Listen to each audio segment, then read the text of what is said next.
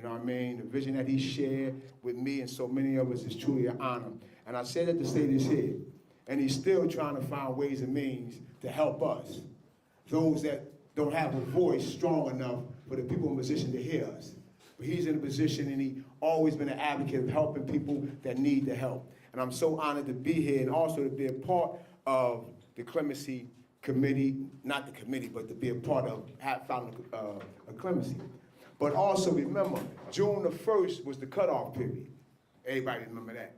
So when McGreevy was saying, well, I know a lot of people wasn't able to file at that time. So I'm gonna try to arrange it where we get them to come in. You know what I'm saying? You know, because I told myself you got quite a few people that wasn't able to file, you know, at that specific time, so they probably couldn't meet the deadline. So he took it upon himself to reach out to Governor Murphy's office, and they arranged it for us to have it today. So I'm happy and honored for that as well, because I know all of us here, we know the importance of being granted a clemency. And we know in some situations, all of us may not be granted that, to have our sentences commuted and reduced, but the fact of the matter that we're in a position that we can file for it. You follow what I'm saying? Because we don't know what may hold for us, you know what I'm saying? So to have faith with works means a lot, you know, and I strongly believe that a lot of us that's here, we pushing forward, we thinking positive, especially those that did time with me. A lot of older brothers is here. I'm just happy to be a part of it. Once again, not to hold us up no longer, but I thank y'all for coming out, and I thank you, our former Governor James McGreevy, as he said, give it up for me. I would like everybody to give it up for him for what he do for us.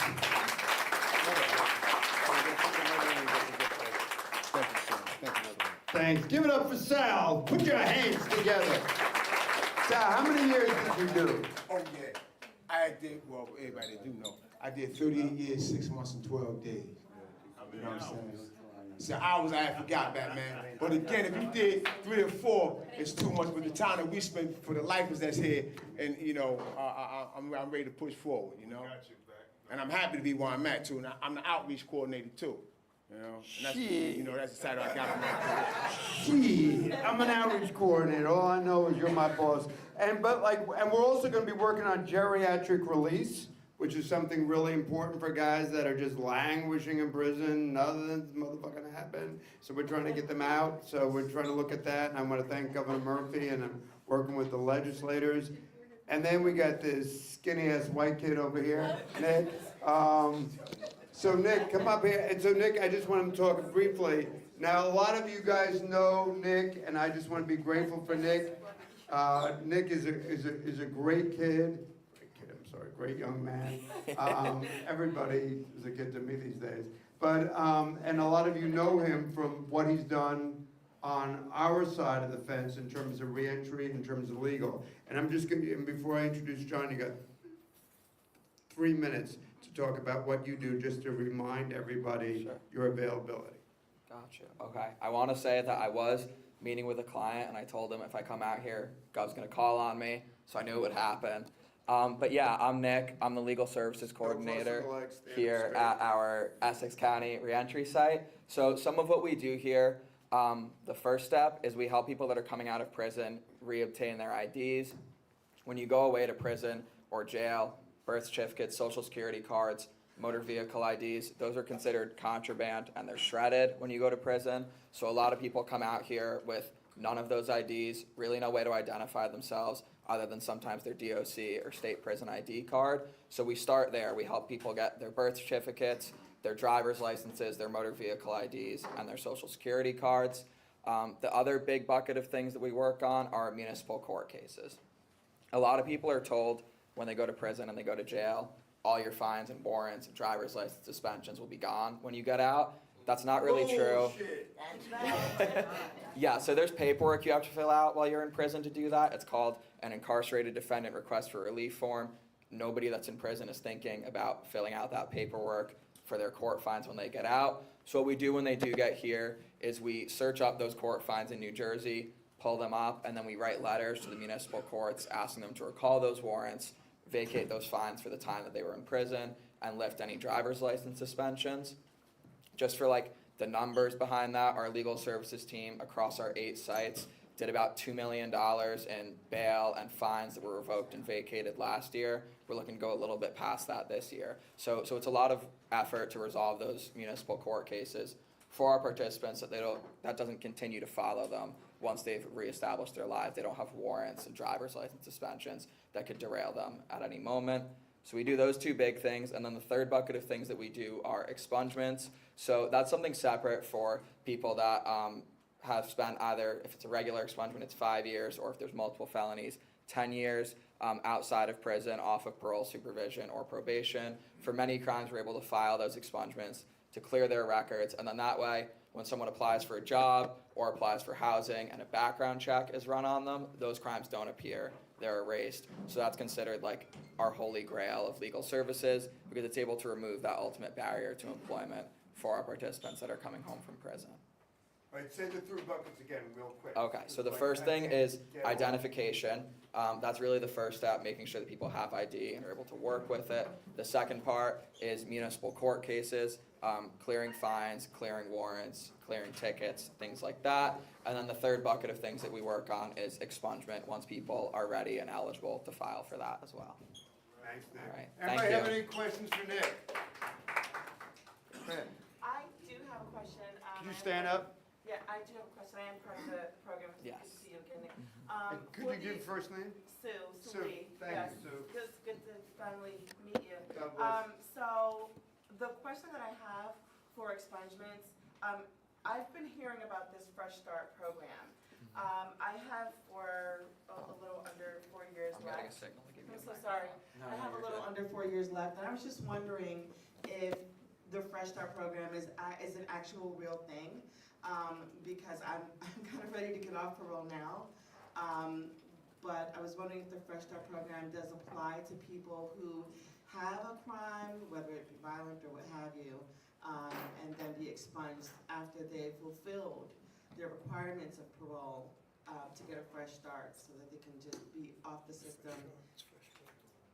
So Fresh Start with the, Yeah, I think I've been hearing. that's not ours. Okay, That's not, so if you find out who it is, I'll be glad to follow up on it. okay. The only Fresh Start I know is like at the supermarket. The only thing I would But say. no, but I'll follow up if you, yeah, real, but if you give it to Nick, and I'll double down. I know what we do and go ahead. I was gonna say the only thing that I would say is this clemency program is, I think, most helpful for people that are like either on long-time parole, having long sentences, or have crimes that can't be expunged. So if that's something that applies to you, or you're still waiting to get off of parole, I think applying for clemency is probably your best bet, but that's something that the clemency board will also do. But yeah, but just send it to Nick. Nick, Yeah, you'll we'll follow up follow with me? Mhm. All right, yeah. Any other questions for Knucklehead? Go ahead. Good morning. My name's Jacob. I'm on recovery court right now. I'm nearing completion. I'm getting yelled at. Go ahead. So, just to understand, so my scenario is I have a robbery that they charged me with the first degree, sentence is a second, it was with a fake gun, and that's what's stopping me from getting my record expunged to recovery court. So is that something that I would try to pursue through you or through the clemency? Because those are two different things, I Yeah, believe? yeah.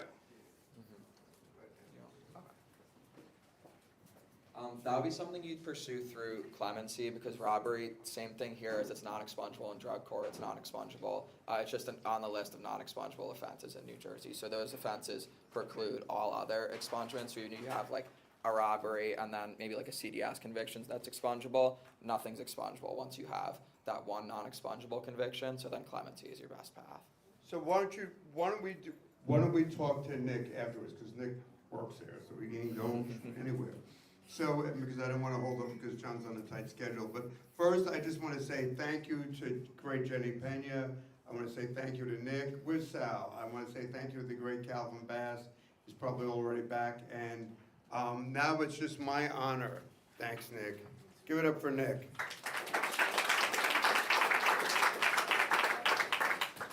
You know, so we're really honored, and Sal was too generous to me, but bless you. I just want to say thank you to John Butler.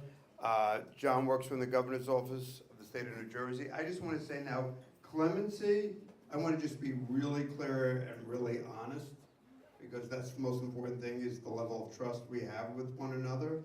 I mean, New Jersey Reentry works really hard, Nick works hard, Cynthia Rojas, Jenny, Sal works hard for real services, but this is a service that we don't control.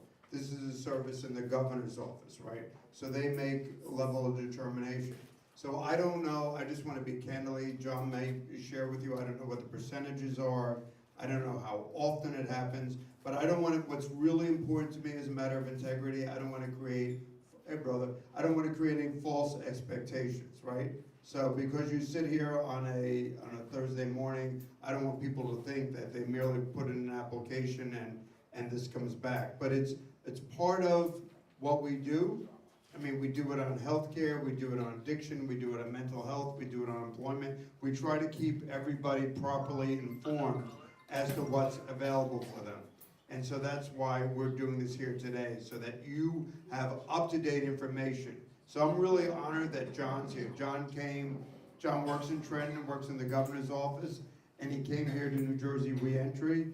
And so we have how many people we have here, but I just want to say first to all of you, thank you. I know you didn't come here for the bad coffee that Rev makes, and it is bad. It's never gotten better.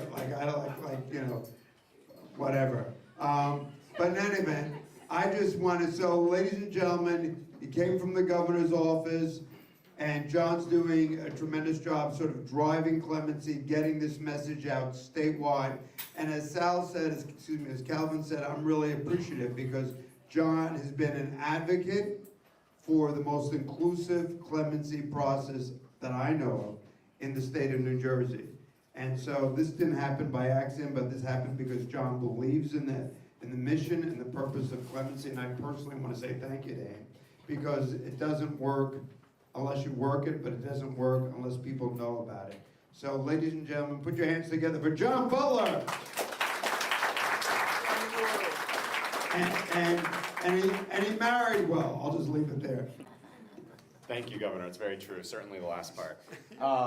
It's always great to be at NJRC. I've been to this facility a handful of times now, I guess, and it's always great to be back and with so many people. As the Governor mentioned, I am from the current Governor's office, Governor Phil Murphy. I'm the Director of Criminal Justice Policy there, and I'm one of the two or three people who oversee the clemency process for the office. I'll talk a little bit about just overview about the policy and how we look at clemency and how we kind of operate on clemency and what the governor's policy is. And I'm going to try to save time for questions. I've done, I don't know, 50 or 60 of these sorts of presentations around the state over the last year or so, and including behind the wall. And I understand from having some experience with this that there are often a lot of questions. So I'll respect that and take some time, and also stick around afterwards, because there's sort of two categories of questions. One is some sort of bigger picture policy question, and another is now I really want to talk to you about my specific situation, and I'm going to ask for those offline. And to be clear too, often I will not be able to comment on your specific situation, but happy to sort of talk through that offline after. So what the governor said is right. I think we've in the Murphy administration have tried to reevaluate the way we do clemency application review. Historically, it's been, New Jersey has a very robust clemency power. The governor has just absolute authority to grant clemency. There's a small exception for treason. We can't grant a pardon or commutation for treason, but with that small exception, the governor it's just, the governor can grant clemency. And clemency means a couple different things, and I think it was the Reverend earlier who said, fundamentally it's about forgiveness and redemption, and I think that's right abstractly. Concretely, we look at clemency. I'm going to simplify it a little bit. There's a bunch of different types of clemency, but for our purposes, we're gonna talk about two types, essentially pardons and commutations. Even that's a little bit more complicated, but for our purposes, let's just say a pardon means you're done with your sentence, and we're going to forgive the conviction. It basically wipes away the conviction. A commutation means you're still serving some sort of sentence, and we're going to change the sentence. We're going to edit it. And we can't elongate it, we can only shorten it. So a pardon means you're off parole, you've been off parole for a while, but you still have the criminal record. We can pardon the offense and wipe away the conviction. A commutation, maybe you're on parole, maybe you're in prison or in jail, or honestly, even if you are still have your driver's license suspension or Megan's Law requirements, you're still serving some portion of your sentence.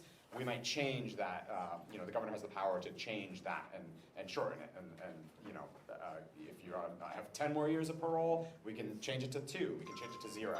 If you have a 30-year sentence in prison, you have 30 left to serve, we can say time served and out. We can say time served plus 5 years of parole. We can say parole eligible tomorrow, but no release, and kind of anything in between. And so those are really the 2 types of clemency that we're talking about and we're thinking about. Historically in New Jersey, it's been, applications come in at the end of the administration, a handful get granted, and there's no real transparency to how or why or what the rationale for that is. And there's sort of 2 pieces of that the governor saw problematically. One is, why are we doing them all in December of my last year in office? Maybe we can start processing that a little bit sooner. And 2, the governor, want some system, I don't want just the people who are bothering me the most to get clemency. I want my team to really look at these applications and think through a process for reviewing them. And so when I'm going to talk through the policy, it's really a process policy and a substance policy. It's what we're looking at and how we're looking at them. About a year ago, June 2024, the governor signed an executive order that spelled all this out, and I'll just sort of hit on some of the top line points for that will be most impactful for you all. On the process side, he did 2 or 3 big things. One is say, okay, we're actually going to read these. That's one, and that's more of a command to me and 2 or 3 of my colleagues is, okay, now you have to actually read these. Somebody here is going to review, as he would say, every application. There's some complications with that, and I'll get into it, but essentially review every application that we have. And 2, I'm going to create an independent advisory board.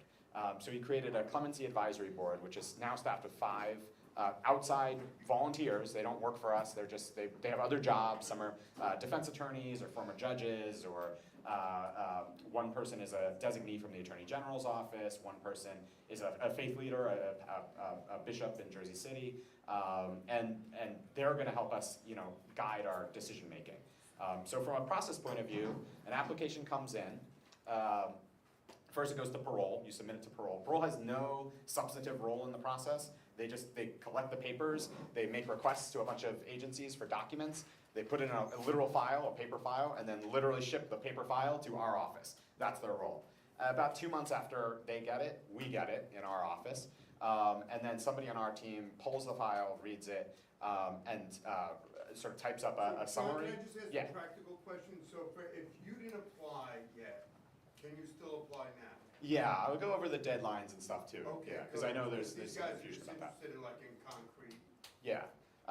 So once you apply, it comes to our office. It goes to the advisory board. The advisory board reviews, weighs in, gives feedback, comes back to us, and it winds its way up to the governor. Not all applications go to the governor. Some get sort of decided earlier in the process for various reasons. But a lot of applications do go to the governor. Or certainly all applications get reviewed and read in full by our office. On the substance, the governor outlined a sort of series of things that are in the executive order that he's looking for in applications. It doesn't mean that these are the only things that might get granted, but these are the ones that what it's called in the executive order is expedited. And the way I think about that if I were applying is these are the things that he's really interested in. These are the ones that have a greater chance. On pardons, there are a couple different things. One is, there's sort of 2 factors that he's looking at. One is the length of time since the conviction, and the other is an offense-based factor. For length of time, he's looking for applications in general that are 10 years off paper. People that are 10 years off paper, so it's been 10 years since the end of your sentence.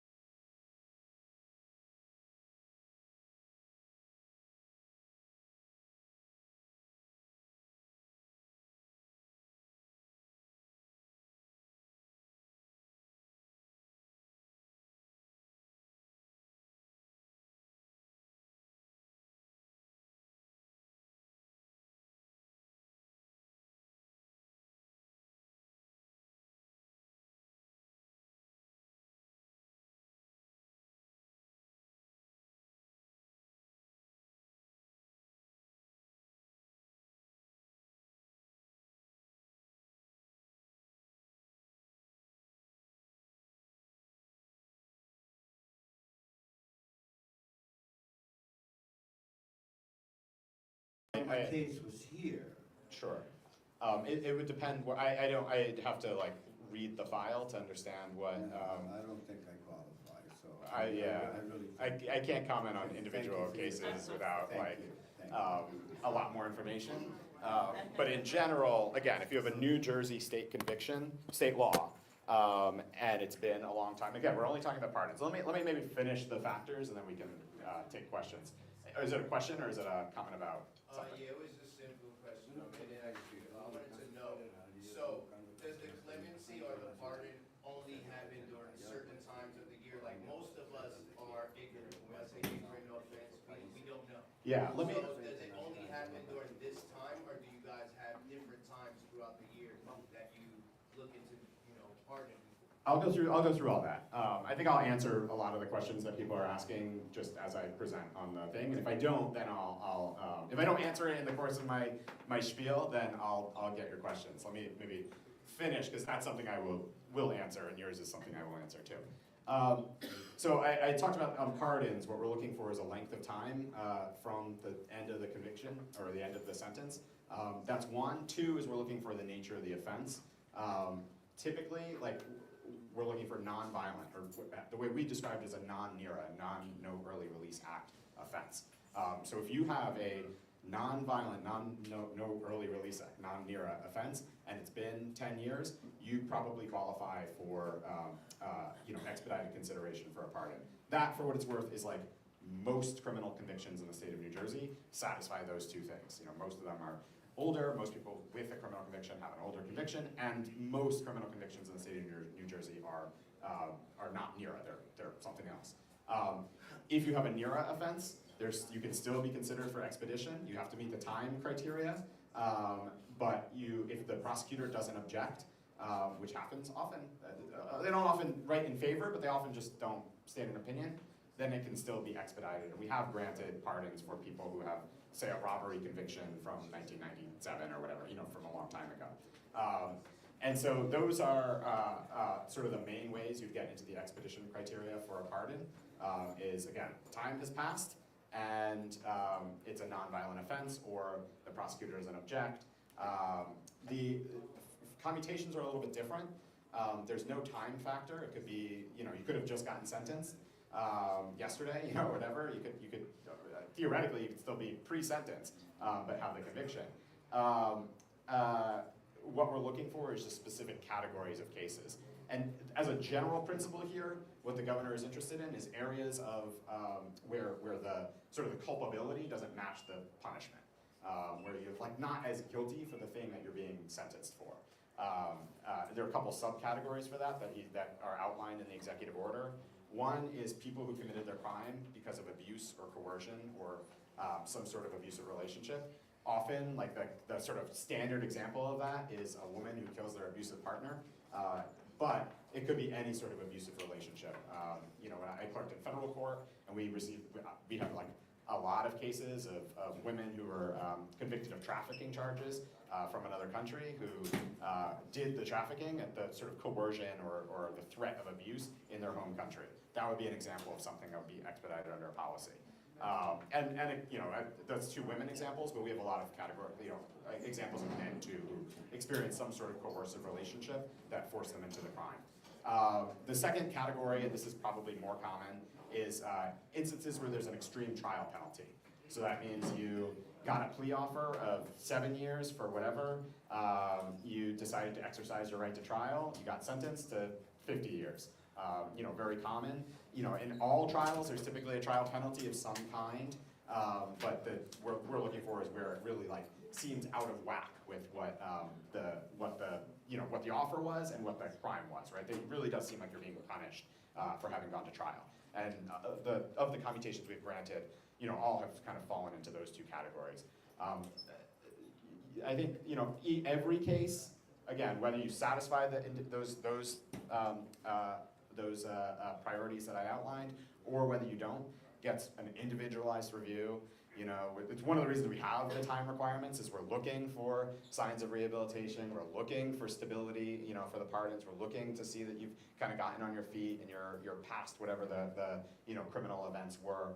For commutations, the same thing. We're looking for what you've done in prison, we're looking at your infraction record, really we're looking at every piece of paper in the file, we're looking at pieces of paper not in the file, we're looking at everything. I mean, as the governor said, earlier, clemency is really a remarkable form of relief. It's not, you know, it's not like a judge kind of resentencing. It's not a systematized thing. This is ultimately, you know, we have a system for reviewing files. Ultimately, it's the governor, you know, an individual human, looking at an individual file and an individual person and saying, yeah, I'll take my reputation on that person. And that's a high bar. It's a little bit lower on pardons, and there's categories of pardons that are a lot lower. Like, you know, there's a whole bunch of things that are just above the expungement line. You know, distribution in a school zone, which is like, or intent, you know, possession with intent in a school zone, or 500 feet of public housing is not expungible, but it's just above that line. Those are great examples of things that are a little bit easier to pardon because, you know, it probably should be expungible. You know, there are a lot of cannabis offenses that are not automatically expungible, but cannabis is legal now. Those are easily expungible. But when you're talking about a commutation, and when you're talking about even a pardon for a robbery or something more severe, it really is, you know, the governor's he's gonna ask a lot of questions, and he's gonna say, I need to be comfortable that this person is, you know, we're gonna be tied, right? My reputation's tied to them, their reputation's tied to me. I gotta be comfortable that they're gonna be good, and we're gonna be good together. And that's a robust review. We interview everybody that receives a commutation or a pardon. I spent, you know, 6 hours at the Mahan this week interviewing people. I spent, I don't know, hours and hours and hours behind the wall and doing calls with people who are in the community, interviewing them. Our team does. We reach out to identified victims in any cases and talk to them and see what their take is.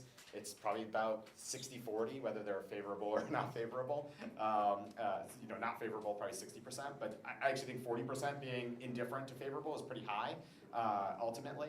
What else? There's a couple tips and things, and again, I will definitely get to questions, but I want to sort of finish this because I think it answers some of your questions. I would recommend you get your applications in. If you haven't applied yet, get your applications in as soon as possible. We're out of office in January, so we can only make decisions until then, and then we're gone. You know, this governor's term is up. He's leaving office. I get unceremoniously fired, my whole team gets fired, and new people come in. And they may or may not continue this. I don't know. I don't have any I have no idea. I have nothing to do with that. You know, I mentioned earlier, it takes about 2 months for the application to get from parole to our office. I described too, like the amount of rigor that we do for each application. All of that takes time. Like at a certain point, we just won't have the time in the administration to get to the application. The governor set a soft deadline of June 1st for all applications to get in. We're obviously past that. What I would say is that after June 1st, you're much more likely, what that means is we'll guarantee, we'll read, we'll review, we'll do a full review of everything that came in before June 1st. That's about 4,000 applications. Anything that came in after June 1st, we're really gonna look to see if it satisfies the executive order requirements. You know, if you're a pardon and you are 10 years and or whatever, it's been, you know, 10 years, 8 years, 15 years, and it's like a drug-related thing, and we'll probably be able to review that a lot later into the year than if you're a really complicated commutation and you have an innocence claim, which is really hard for us to assess. And you know, it's just those are going to be harder because they take more time, and we just may not have the time. So if you haven't applied and you're thinking about applying, you know, I certainly encourage you to do so. But if you're just thinking about how to think about your own time and whether it's worth it, if it's after June 1st, I would think about, you know, does my case satisfy these requirements? If so, apply.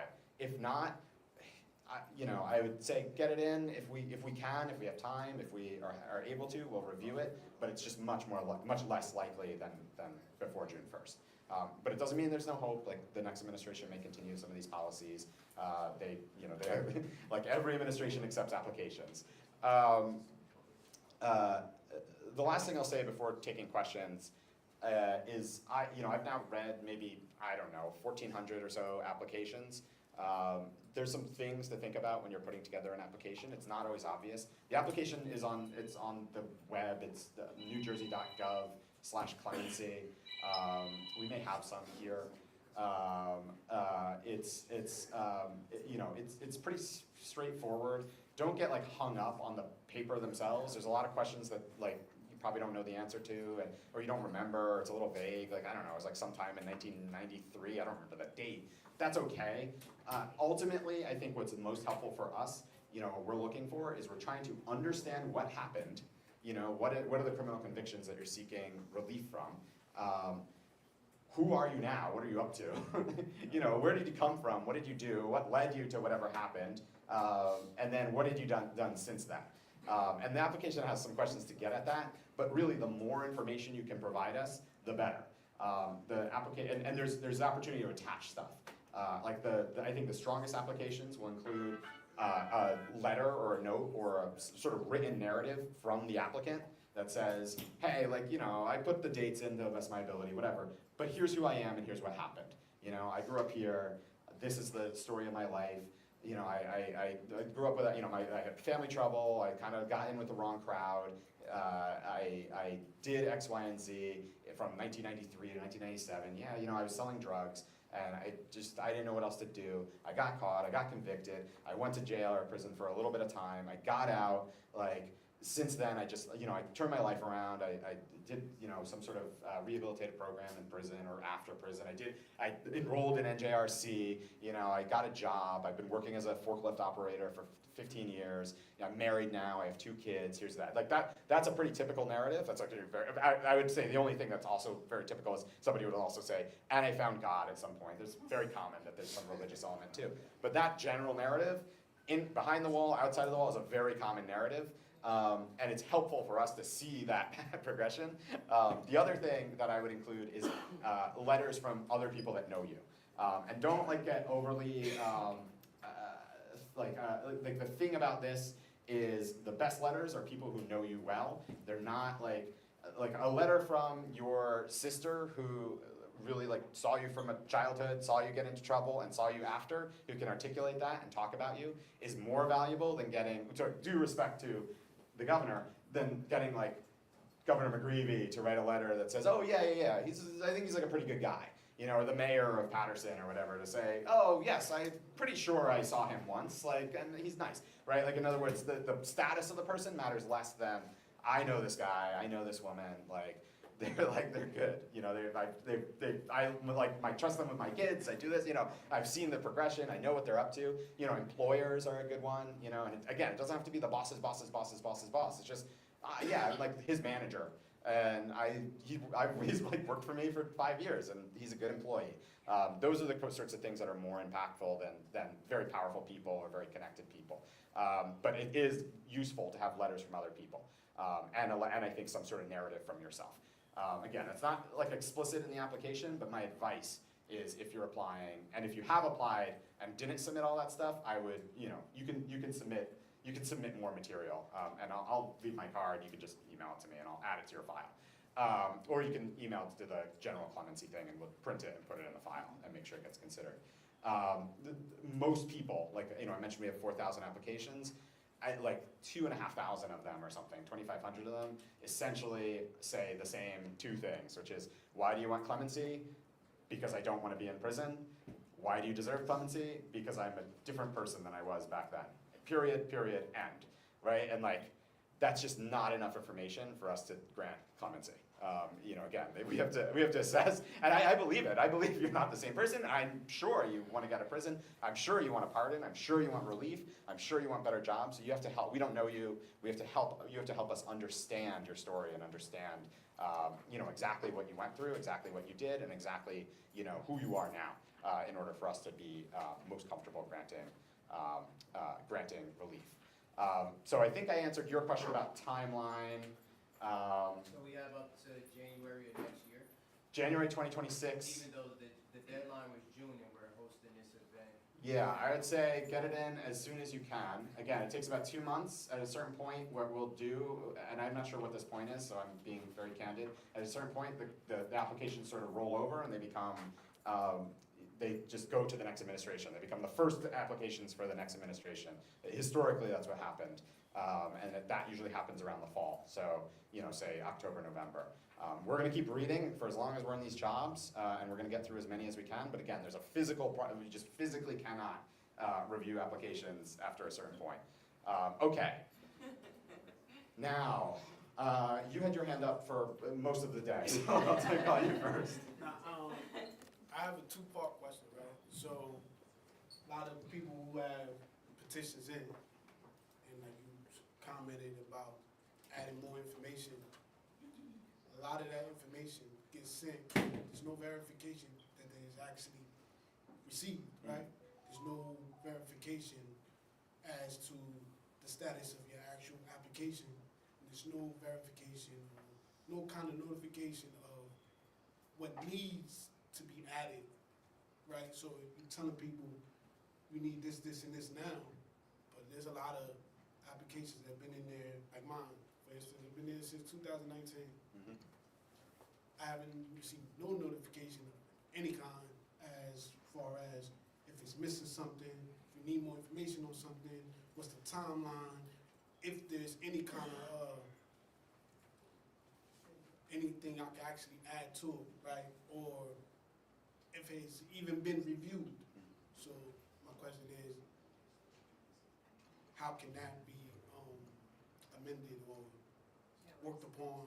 Because we all need some kind of answers as to the status of our application if whoever has them in actually need that, So, for instance, I've been home for a little while now, and I've been doing good and all of that, but then, like I said, I don't know nothing about it. I don't know nothing, my status is in limbo, basically. Sure. Yeah, there's a couple different pieces to that. The review status is just variable. Like, you could be anywhere in the process, and so we tend not to say where individual people are. You can inquire about your individual file. You can email. You can reach out to Parole, who sort of accepts the applications, and they can say, yes, we've received it, and we've processed it, and we've sent it to the governor's office. Or you can email clemency@nj.gov, and somebody will find it. I'm sure what the answer will be is, it'll be, confirmation, yes, we have your file, it's under review. Until you hear from us either that you're granted or not granted, it's under review. And there's no, and I know it's frustrating, but there's no in between where it's it's moved to this step and now it's this step. It's so individualized, and honestly they move pretty, they're moving back and forth, and there's a lot of applications. And so we might be able to provide a little bit more information depending on the file, but for the most part, it's under review until the governor makes a decision, one way or the other. I'm sorry, you had another question too. Oh, supplementals. You can always supplement your application at any time if you have it in. And again, I would encourage you to do so if you think you're missing something. You could send, if you just, the easiest way, again, there's a lot of different ways to do this. I'm gonna give you the easiest way. If you can just email it to clemency@nj.gov. It could be whatever, scan a note, a letter that you wrote, type it up, email it, however is the best. You can also send it to Parole if you don't want to use email. There's a fax number, I think, on the website too. There's a couple different ways, but the easiest way is to just say, I have an application, here's I want to add this thing, whatever it is, a letter of support from my uncle. I wrote this letter, I have an inquiry, can you add this to my file? And it'll just get added to the file. And for some reason, I never got any response for it. Did it go? That it was added, or that it wasn't added, or anything like that. So that's what I mean about the whole updating the application, or some kind of notification for people who have applications of any kind. Sure, I'm happy to check on it after it individually. We get, that email address gets a lot of inquiries, and again, we're a team of 3, really. So we're pretty good about doing the thing. We're not always great about confirming that we did the thing. If it went to us, Parole has the same thing. I think they tend to confirm via letter, like a physical letter, and that could just take time. But everybody's individual. I don't want, again, everybody's individual situation is so different that I don't want to. I'm happy to offline about it, but I don't know what specifically. I'm just generally we. No notification is The rule or the policy is that you'd get a notification from parole when you apply or when you submit something. Like if you submit something to parole, there's a letter that goes out. It may or may not happen, but I don't want to get into like that's the thing that happens, and we get a copy of it, so I know that it happens in hundreds and hundreds of cases. It may not have happened in yours, but that would be sort of an individual thing. If it comes to us via email, you know, when we get to it, when we see it, somebody will say, hey, thanks, I got this, I added it to the file. But again, I in my own personal email, I get like dozens and dozens of emails. And I'm better about printing it and putting it in the file than I am about saying, oh yes, I printed this and put it in the file, and I'm sorry for that if it's on me. She had a hand up for like a long time too, but I'll get you in the back and then. The glasses, yes. Good morning, Mr. Butler. Hi. My name is Mark.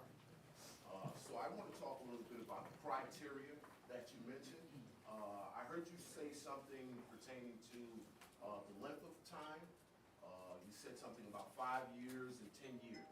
So say for instance, if you have a formerly incarcerated person that served a max out term, no parole, no probation, he falls within a 4-year release time, right? Since the release. But he does not meet the age criteria. He said something about 25 and then 65. So what about the offenders that fall within that age group that it sounds like they're being barred, in other words, or, you know, for the lack of a better word, discriminated against. If you're saying 25 at the time of the conviction and then you're saying